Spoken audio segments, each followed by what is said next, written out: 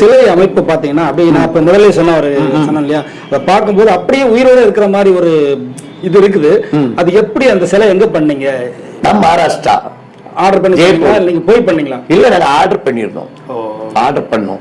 அதெல்லாம் பெரிய ஒரு அதிர்ச்சியம். ஒரு ஆள் கும்பாபிஷேகம் பண்ணுங்க, நீங்க கோயில கட்டுங்க. அது எப்படி இடம் வாங்கணும், எப்படி கோயில் கட்டணும், எவ்வளவு பணம் செலவழிச்சோம் அப்படிங்க எனக்கு இன்னும் இது வரைக்கும் எனக்கு தெரியல. ஆமா, குறைந்தபட்சம் அது ஒரு குறைஞ்ச ஒரு 5 கோடி தான் இருக்கும். நான் வாங்கி சென்ட் 1,10,000 ரூபாய், 11 சென்ட். அந்த இடத்துக்கு எப்படி பணம் கட்டணும்னு எனக்கு ஒண்ணும் புரியல. அது காரணம் வில்லுப்பாட்டு தான்.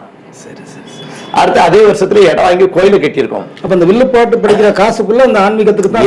எனக்கு அதுக்கு நீங்க எது சம்பாதிக்கலையா? எனக்கு அதுக்கு சம்பாதி பெரிய பெரிய செயினெல்லாம் போட்டிருக்கீங்க. இது வில்லிசை கலைஞர்களுக்கு தேவை. இது அழகு ஆடபாதி ஆள் பாதி இருக்காங்க இல்லையா? கண்டிப்பா.